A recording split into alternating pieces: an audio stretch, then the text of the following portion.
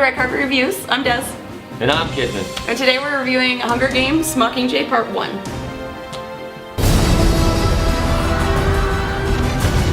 I have a message for President Snow. If we burn, you burn with us!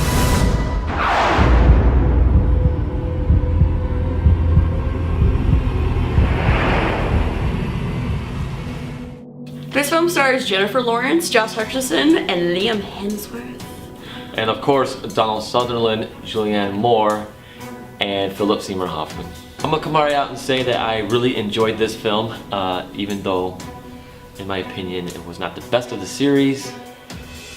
Yeah, I mean, as someone who's never read the books before, I really enjoyed it as a movie. I did like Catching Fire a little better, had a little more going on in it, but... Yeah, I read the books. Coming from the books, if anyone's read them, it's more of the action is happening around her, but a lot of the dialogue is narrated in her head. So they had to, make up some visual dialogue said by certain characters to fulfill the movie. I don't have any problem with that. I actually agree with that because you really can't go from thoughts in head to, it would just be her walking around the woods. The first movie would have been boring. Yeah, there were a lot of people that were giving commentary during the movie. Going and seeing it on opening night, you obviously have the book fanatics giving their opinions. Like it's not like the book? Yeah. But honestly, if I go to see a movie, I don't want to see the same thing screenplayed onto the screen. Like, I want to see something a little altered. It'd be a 4-hour movie if it was right to the book. But this was very close to the book. I was pretty impressed. I loved the characters in it. I overall like the film. I just think the next one's going to be better. Because the thing with part 1 and part 2 of anything, that part 1 is worse than part 2. I don't think I've ever seen a part 1 better than part 2. Yeah, no. Like, not very much. No, yeah, especially with Deathly Hallows. Like, the second one was way better than the first one. Oh no. Yeah. Yeah, so, I mean... All the action happened in the second film, basically. Yeah, so that's what I'm hoping for.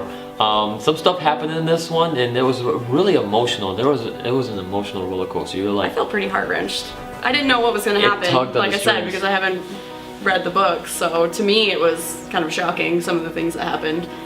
Yeah, felt for the characters. Even though, like, I knew some of the stuff that was coming up, I just didn't know how they were going to visually play it.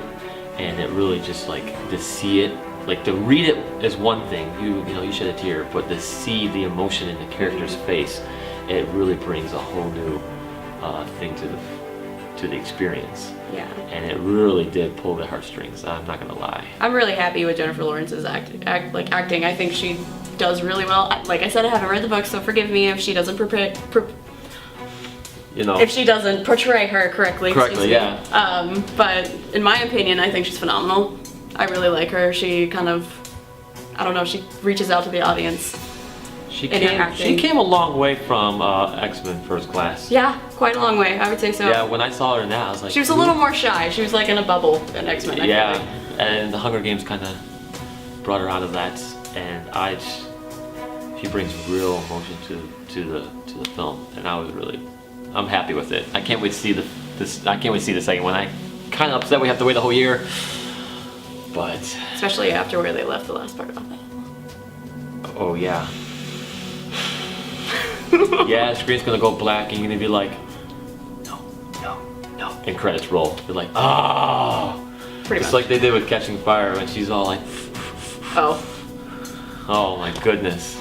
But yeah, I'm going to give this just because of a few things, I'm going to give it an 8 out of 10.